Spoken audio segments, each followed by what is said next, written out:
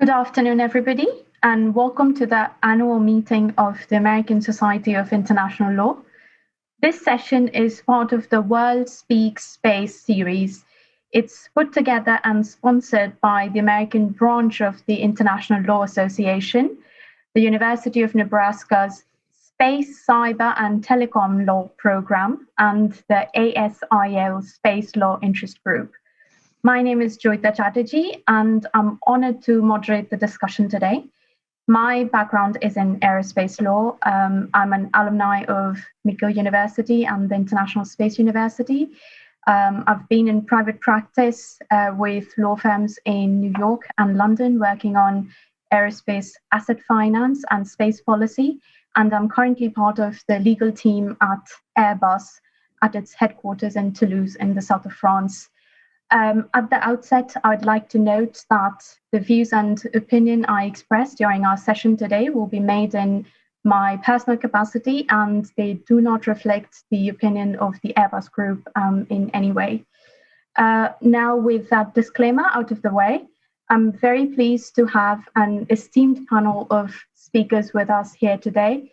They steer the development of space law through their unique expertise, and amongst them, they share several awards for distinguished service from the International Institute of Space Law, board positions at the European Centre for Space Law, and they hold leading roles at the United Nations Committee on Peaceful Uses of Outer Space, or the COPUOS. Without further ado, I would now like to introduce our topic for today with some brief remarks of my own. Then I will introduce each panelist who will share their remarks, followed by a debate. And in the interest of time, we will try to reserve our questions until we have heard from all of our panelists. So our topic from today is military and commercial space developments in Europe.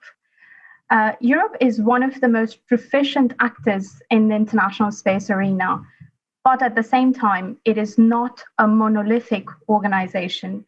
Quite the contrary, in fact, it comprises the member states, the European Union, the European Space Agency, and EUMETSAT, the European Organization for the Exploitation of Meteorological Satellites.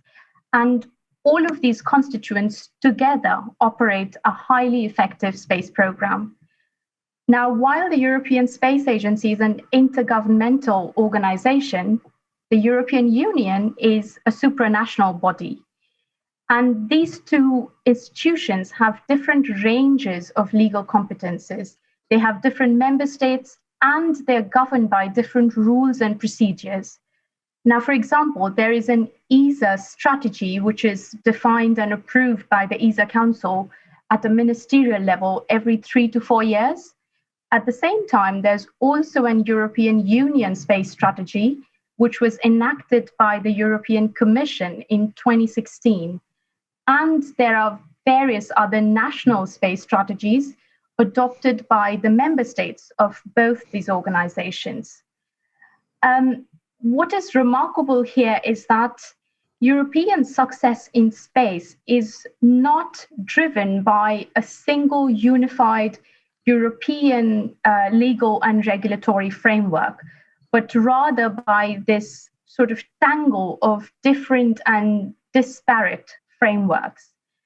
Be that as it may, we can see that there are important convergences and a set of common objectives that are shared across this framework. And with that in mind, let's turn our attention to the topic for today's discussion: military and commercial space developments. I think it's really interesting that while military and the defense sector and the space sector share quite a lot of commonalities, the approach of the European Union to these two domains differs quite substantially. Space has formally been added as a shared legislative competence for the European Union and its member states under the Treaty on European Union, or the Maastricht Treaty. However, the defense domain relies more on an ad hoc approach where The agreements are defined and implemented on a case-by-case basis by the European Council, acting unanimously.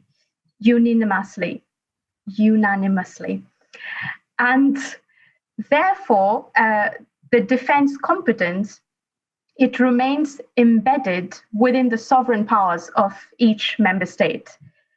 So the role of the European Union is in these two domains is markedly different. As far as space is concerned, the European Union is responsible for the management of a full-fledged space program with various components, and it owns the resulting space infrastructures. But the situation with defense is quite different. And in the context of the development of European Union responsibilities in these two areas, there has been a recent development which can be acknowledged as a major milestone, which is the establishment of the Defense Industry and Space Directorate General, or DG DEFIS. And to tell us more about this development, allow me to introduce our first panelist, Professor Irmgard Marble. She is the Professor of International Law at the University of Vienna. She's the head of the National Point of Contact for Space Law at the European Centre for Space Law, and a member of the Austrian delegation to Coburg, where she had successfully chaired the working group on national space legislation. She has advised the Austrian government in developing the Austrian national space legislation and regulations. In 2016, she was awarded the Distinguished Service Award by the International Institute of Space Law. Irmgard, the floor is yours digitally. Thank you. Thank you very much for this very kind introduction of myself and this very able introduction to the topic of this panel. Congratulations to put this in such a short time together, the complexity and complex structure of Europe and space. Indeed, that is a topic which needs a discussion, and I'm glad that the American Society of International Law is interested in this topic and invited European speakers here. All of us, I think, are European, more or less. Yes, I think from more or less. But professionally active in Europe and involved in European space activities. And so, and I'm an academic and observer and try to analyze what's going on. So what came to my surprise, and now this I would like to share with you, with the panel and with the audience, my surprise on the most recent initiative in relating to space at the European Union level. So now we are only concentrating on European Union. I do not talk anything about ESA. It's only about European Union, which was so aptly also introduced by our chair. Thank you. So what happened in January? I have to look at the watch a little bit, not to talk too loosely. I will be more to the point. So on the 22nd of January 2021, the European Commission published an action plan on synergies between civil defense and space industries. And this was the root of the Directorate General, DG, on the EU policy on defense, industry and space, with its acronym DEFIS. And according to the press release published on the same day in January, the action plan presents EU funding opportunities to reinforce European innovation by exploring and exploiting the interface between defense, space, and civil uses. So from only from this press release and this announcement, some legal questions and some legal questions arise, and I would like to share with you some of these legal questions and share with you the perspective. Probably to lead you through these questions, you will see that the acronym is quite appropriate. DEFIS is the French word for challenges, défi.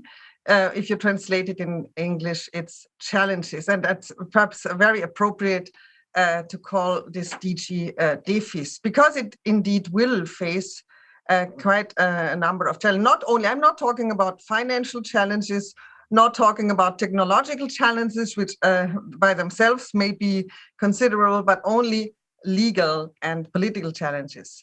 But I will be really brief. The main goals of the action plan are to, first, so 3 goals: enhance the complementarity between relevant EU programs and instruments covering research, development, and deployment to increase efficiency of investments and effectiveness of results, the synergies. Second, to promote EU funding for research and development, including on defense and space, has economic and technological dividends for European citizens, the spin-offs. So the second is spin-offs. And the third is spin-ins.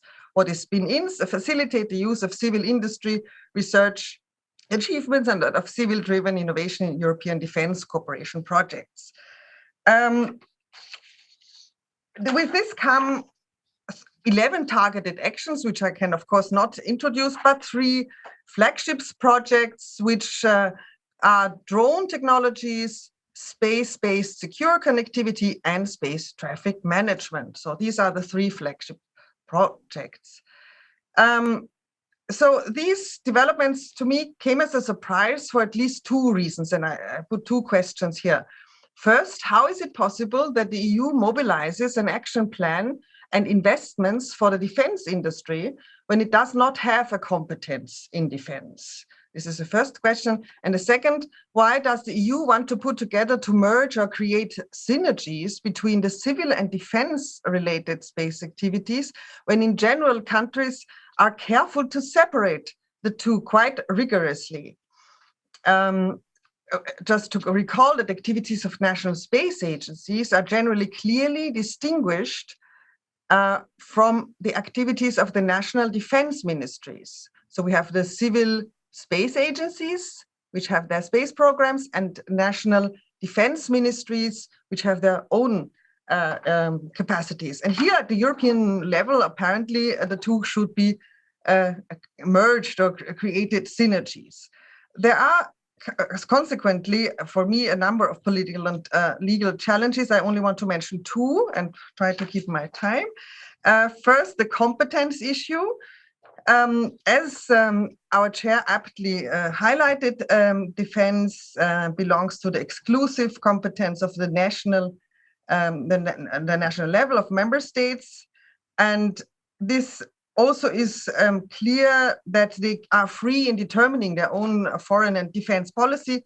Most importantly, relating to NATO, membership NATO is of course not the same as EU. We have only 21 countries which are NATO countries at the same time of being EU member countries, and there are remaining 6 are Austria, Cyprus, Finland, Ireland, Malta, and Sweden. For Austria, this is particularly important because it is internationally committed to its status of permanent neutrality.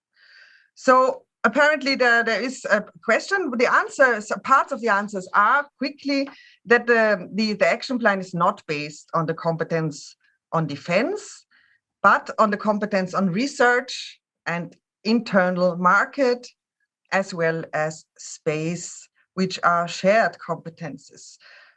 As an example, for the synergies, here we have in the action plan mentioned the Horizon Europe program, Digital Europe program, the Connecting Europe facility, the Internal Security Fund, the European Defense Fund, and space program. So these should be used for synergy. So that shows us where the legal basis is, namely not in defense, but in these other competencies.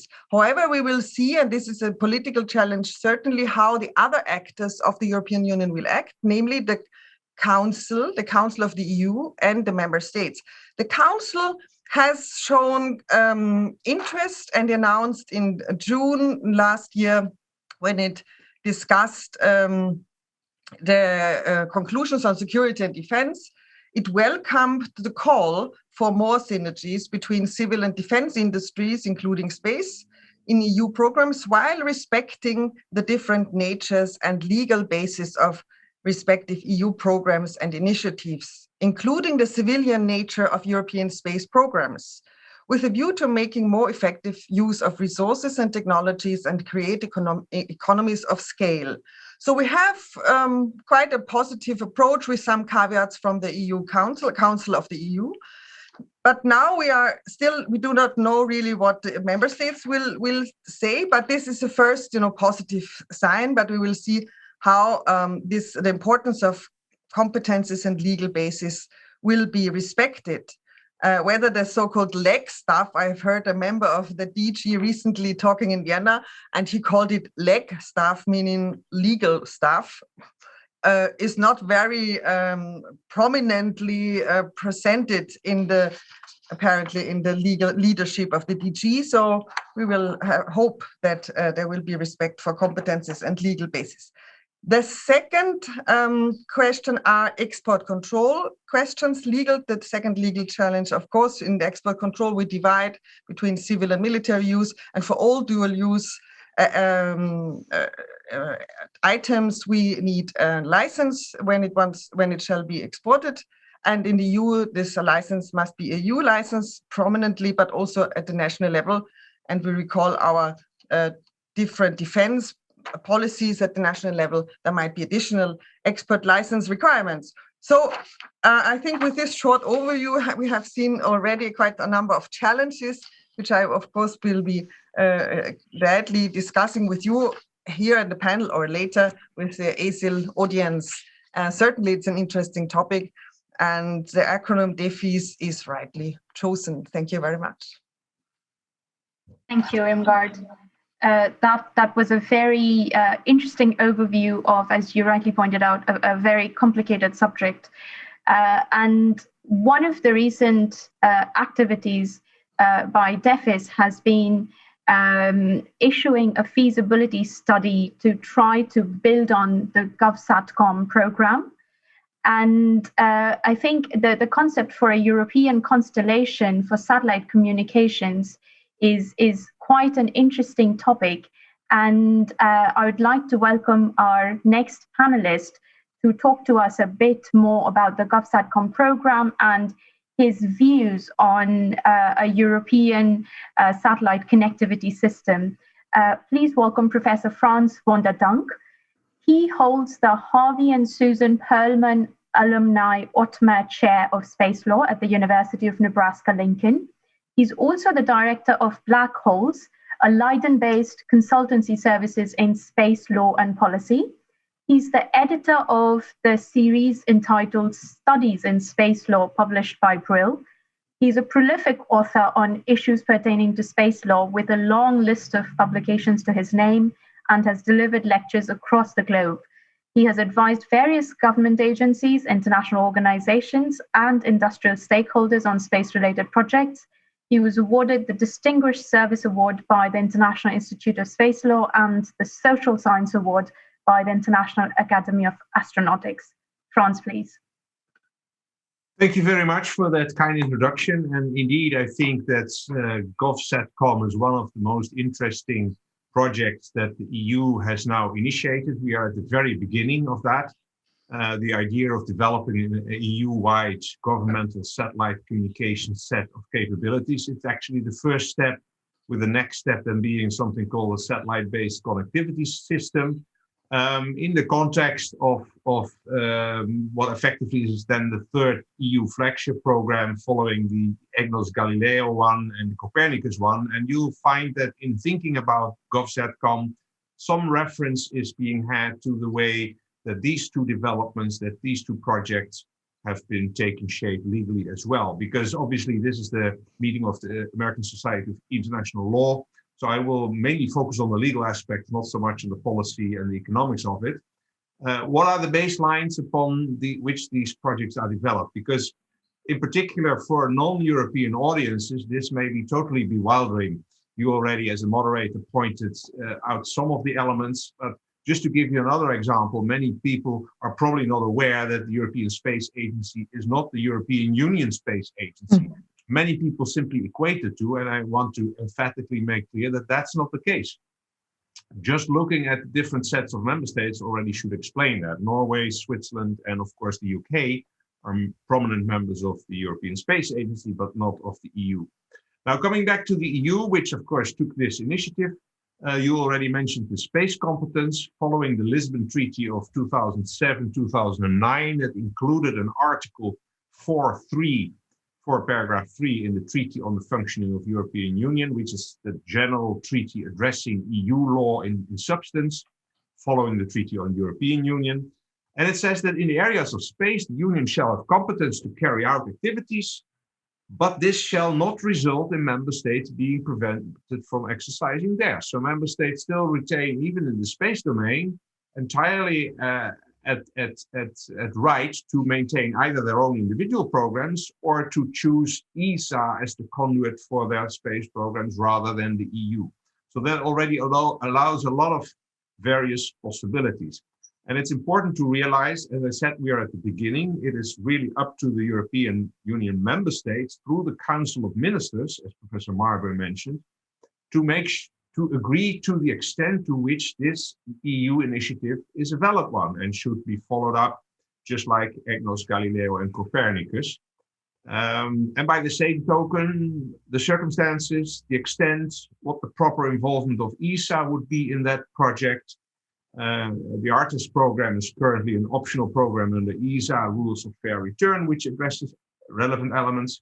And then the legal framework, there has been an effort in the Lisbon Treaty to provide the EU with a space competence, which is generally referred to as a parallel competence, which allows the European Union, the European Parliament and the Council to, acting in accordance with ordinary legislative procedure, establish the necessary measures, which may take the form of a European space program such as GovSatcom, but it should exclude any harmonization of the laws and regulations of the member states. So also in that regard, member states retain a clear individual right to act as they see fit.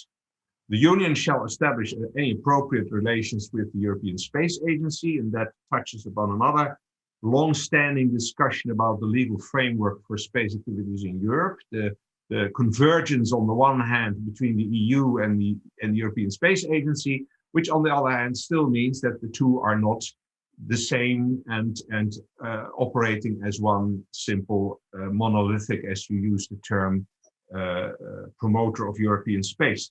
I just think about the framework agreement, which is already 18 years old, which represented already this a la carte approach, which allows both entities to come together on joint projects under various approaches. There is a possibility for ESA to manage a program for the EU, which is actually what happened in the case of Galileo and Copernicus, and may therefore well be the proposed approach for GovSatcom as well.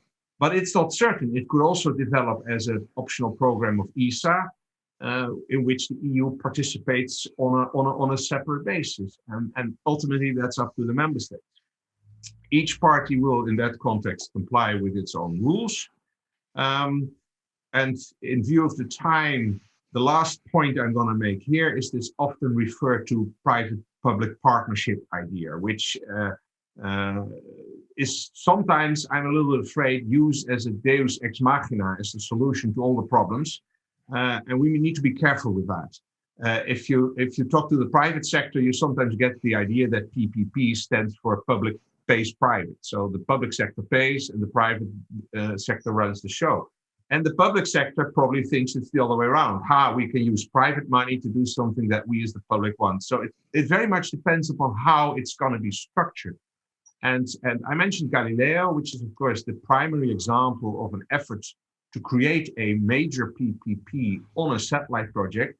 And it has failed, basically, I think, because they failed to prove a business case for the commercial operators in the shorthand. Now, satellite communications may be different because satellite communications is a commercially viable business. It's a multi-billion-dollar business. There are a number of private operators in Europe, Eutelsat, Inmarsat, SES Astra, Intelsat, who make a great living there. But so from that perspective, there may be a business case if they follow the PPP approach. On the other hand, that raises the issue of competition. Do EU member states allow the government to come back in a second generation version of the old Eutelsat Joyita, you didn't mention Eutelsat as one of those European animals in space, but of course it used to be big as an intergovernmental organization. Then it privatized. Do we now see something similar like that? So, to cut a long story short, I think we are at the beginning of a very interesting development in space activities and space law in Europe, but we are really only at the beginning. I will leave it at that. Thank you. Thank you, Franz. Some really interesting observations there. And I think that the dominant thread that I can pick up from our conversation so far is the significance of institutional coordination and cooperation in the European space landscape. And I can't think anybody better than our next panelist to comment on that. So please allow me to welcome Marco Ferrazzani. He leads the Legal Services Department at the European Space Agency in Paris, and he's responsible for a wide-ranging suite of legal matters in looking after ESA's overall legal interests. Marco is also the ESA head of delegation to the legal subcommittee of COPUOS.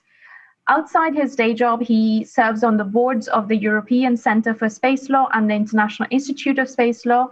He also contributes to the academic discourse by publishing extensively on the subject of space law.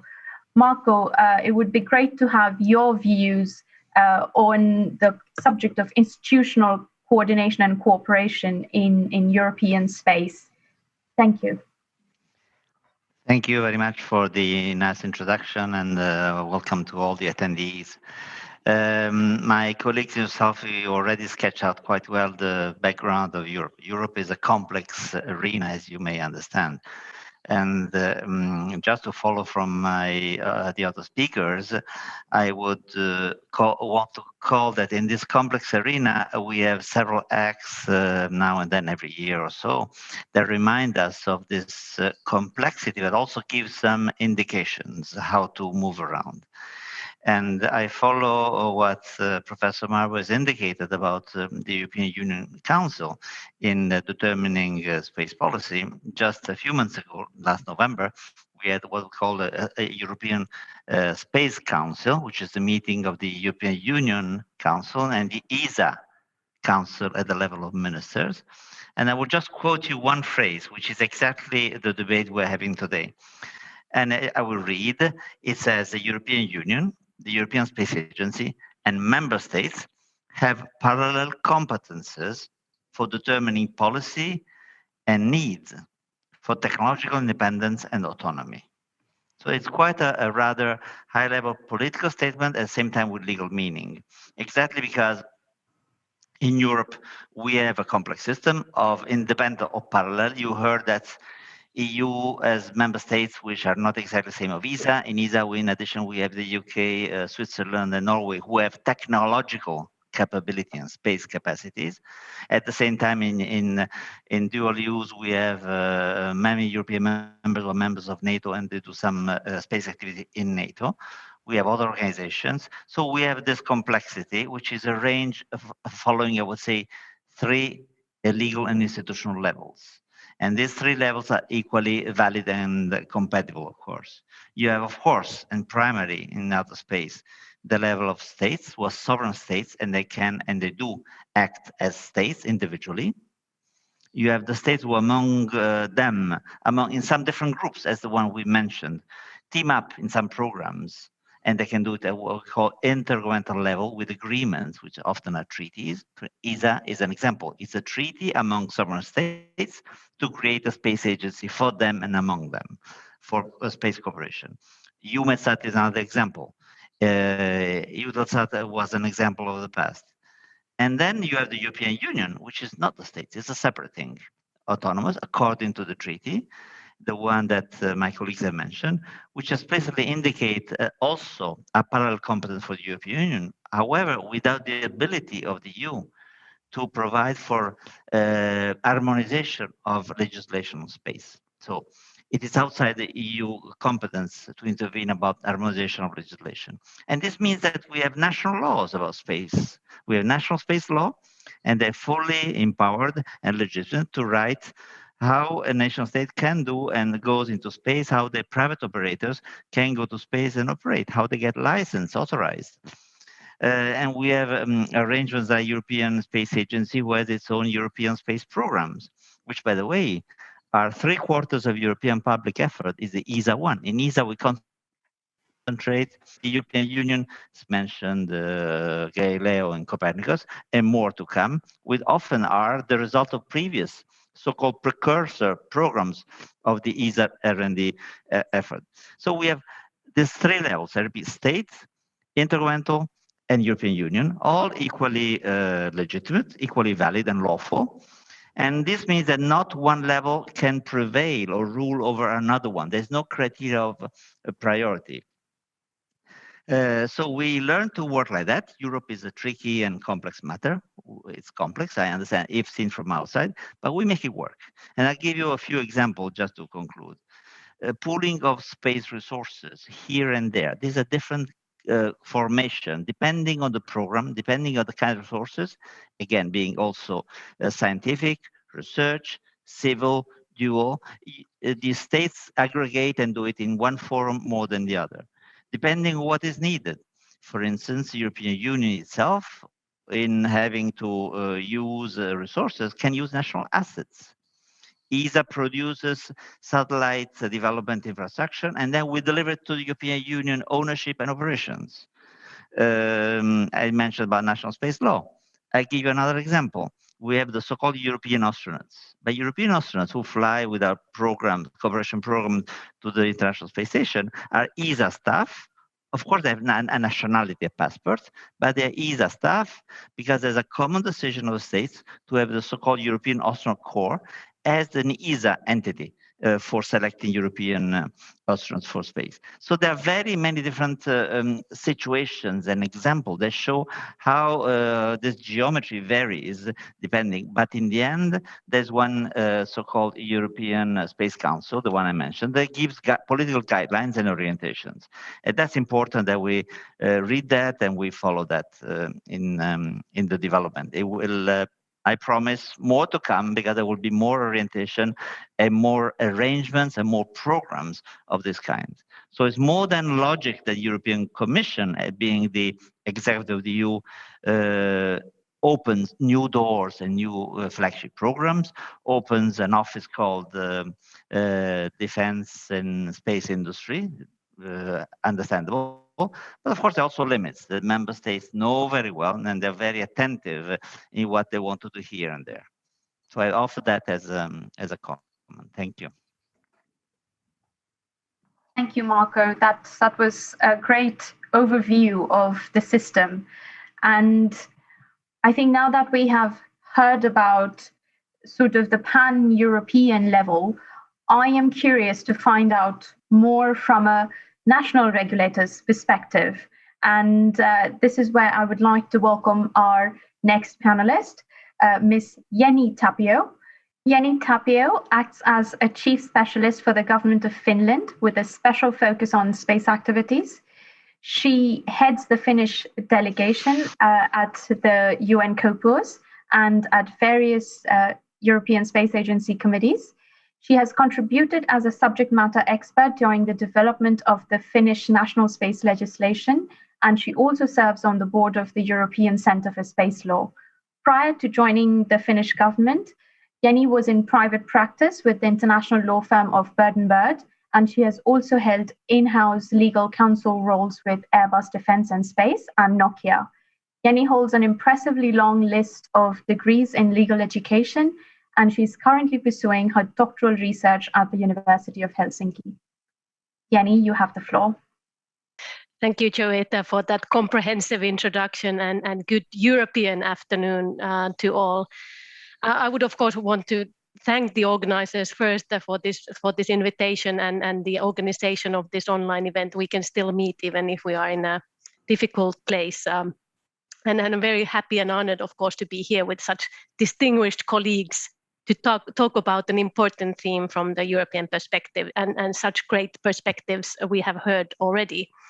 So just to facilitate the panel discussion and to add yet another spice to the discussion, I would like to outline some of the considerations from the national regulators' perspective. And arguably the most important reasons to make national space laws, if met with the need, is to comply with the state's international obligations and limit the state's risk in respect to the liability and responsibility arising from those national space activities. And here we, of course, refer to the well-known United Nations treaties dealing with space activities, and which also on their side reaffirm the application of international law to space activities.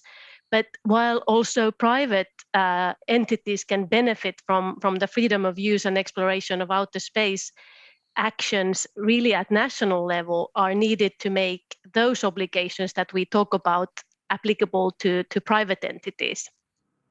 And this is also something that is required from the authorities' point of view to have the necessary rights under that national framework to authorize and supervise those activities, so as to be able to submit a private company to a governmental oversight. Some national legislation is usually needed. So I just wanted to add here, and since we talk about the diversity and complexity of the European framework, we really have to note that there is no one size fits all solution in the national space laws making, neither in form or in the content. So really the states remain free to determine the exact modalities of how they implement the international framework. And just to mention that today, I think it's 12 member states out of the ESA member states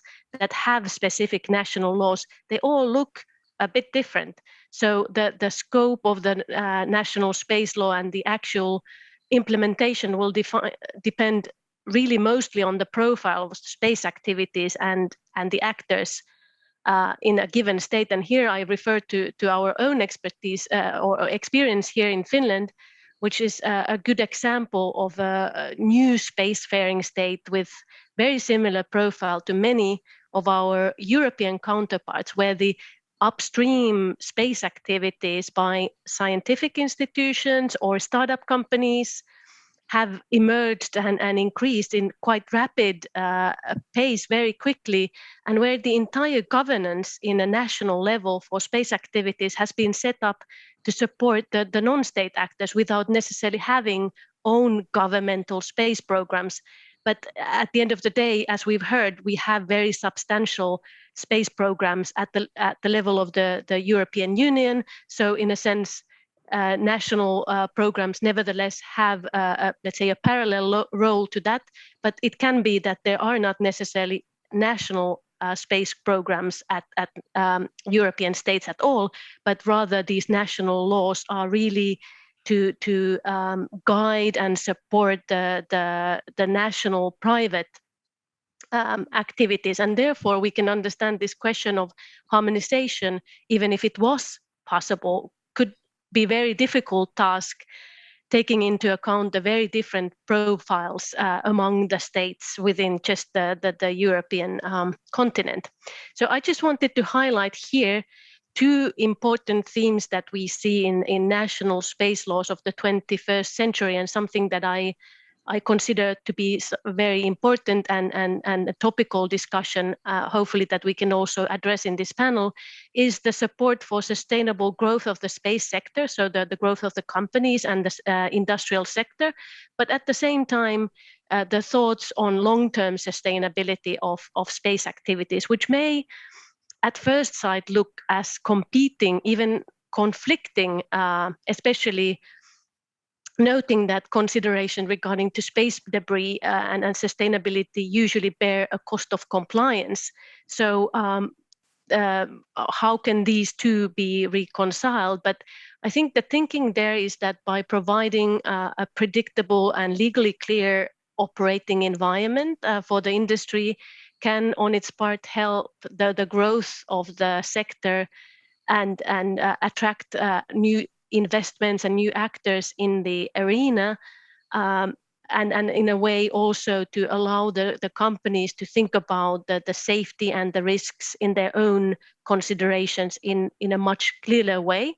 But on the other hand, the issue of safety and sustainability is really a concern for all the space actors. So I think it's a good example of those topics where the interests of the different actors actually converge. So in case the Earth orbits are not usable, they also cannot be used for commercial purposes. So as there are no, and this is where the national space laws really step in, since there is currently no clear international provisions to tackle with this issue, then the national laws can be used as an avenue to make those different technical and policy guidelines, including the 21 guidelines on long-term sustainability made within the auspices of the COPUOS committee, binding and enforceable in a given jurisdiction. And this can, on its part, also incentivize the development of the market for goods and services and support those good aims. But of course, there are issues that we have to take into account there, that whether or not such flexibility raises then questions on uncertainty or fragmentation, or questions on the flags of convenience, these what are regularly cited. But I guess it's just a factual situation where we are currently now, and then we have to deal with it. And especially at the European level, we have the family here who can discuss and share information, best practices, and really trying to achieve the common understanding at all the levels and between all the actors, institutional, member states, private companies, all different actors to come to a conclusion that would be supportive of both of these aims, but without forgetting that this is nevertheless a global issue where we have to come together at the global multilateral level to discuss and solve these issues. So I think with this, I conclude and look forward to having an interesting exchange during the panel and otherwise. Thank you. Thank you, Jenny. One of the really interesting things you mentioned is about national space legislation fostering innovation and entrepreneurship. And I think on that note, I'd like to bring in our next panelist. And we're looking forward to hearing from her about her home country national space legislation, which has been heralded as a forerunner in enabling space commerce. So please allow me to welcome Professor Mahulena Hofmann. She serves as the SES Chair in Space, Satcom and Media Law at the University of Luxembourg. She was actively involved in the development of the Luxembourg space legislation, and she represents Luxembourg at the COPUOS. She has also contributed to the Hague International Space Resources Governance Group. She's a member of the International Astronautical Academy and serves on the board of the International Institute of Space Law, which awarded her a Distinguished Service Award last year. Mahulena, if you could please talk to us about the Luxembourg National Space Legislation and its role in fostering and encouraging investment and entrepreneurship in space. Thank you for this kind introduction, and thank you for inviting me to participate in today's panel. So today I would like to present to you the recent legislation which was adopted by Luxembourg. And first I would like to start with a short side remark. So of course Luxembourg is a member of the European Union, is member of the ESA, and of course, it's member also of the main space treaties. So because we are speaking in the panel dealing with international law, we should be aware of the fact that the Outer Space Treaty in its Article 6 provides that the states have to authorize and supervise their national space activities. In Luxembourg, for many years, there was not such legislation. There was one old legislation from the 90s, which was adopted in order to authorize the broadcasting satellites of the SES. It was drafted to accommodate so-called Luxembourg satellite systems using the frequencies assigned to Luxembourg. However, the picture of the space activities diversified later, and with the arrival of the operators specifically interested to expand their activities in the area of space resources, there was a need to create a legal regime, a legal act, which would allow to authorize such activities.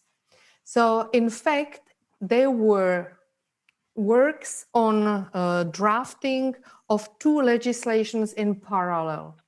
The first one was concentrated specifically on the activities of commercial missions dealing with space resources. This law was entered into force in 2017, but still there was missing a legal basis for authorizing other space activities. And you can imagine that today we can speak about on-orbit services. We can speak about launching from launching of CubeSat from other satellites or from other installations. So because of this, a second law was prepared in parallel, and this law has entered into force on the 1st of January of this year. So it's very recent legislation. I am not going into the details of these two laws. In many features, they remind on other European space legislations. Just one remark, it is a system of authorization. These legislations say how the commercial operators should raise their applications for authorizing their activities, what are the conditions for being authorized, what are the fees, how they should be insured, and also both legislations clearly say, and it differs them from other laws like the law of Austria, for instance, that the operators are fully liable for the damage they would potentially cause. These legislations also include the system of conditions for withdrawal of authorization, and they also contain the possible sanctions for those operators who would act either without the authorization or in violation of the conditions of the authorization. So what is so positive for the commercial operators? So they have a clear, transparent legal act. They know whom to address. They know the conditions they have to fulfill. They know how the fees are structured, and they know which consequences they would face in case they would not comply with the conditions of these two acts. There is one specific issue, and which led to a very extensive discussion. The first law, the law on space resources, explicitly says that space resources can be appropriated. And this provision was modeled in line of the 2015 US Space Commercialization Act, followed later also by the legislation of the United Arab Emirates. I am not going here into the details in this point. Perhaps it can be a point for the discussion. But as we said, the operators who are coming to Luxembourg can rely on the fact that being under the jurisdiction of Luxembourg, they can appropriate these resources. Let me to conclude by saying that this legislation has been followed by other steps. In Luxembourg, there was, together with European Space Agency, was created the European Space Resources Center, which is a center which deals with the research of the potential of space resources.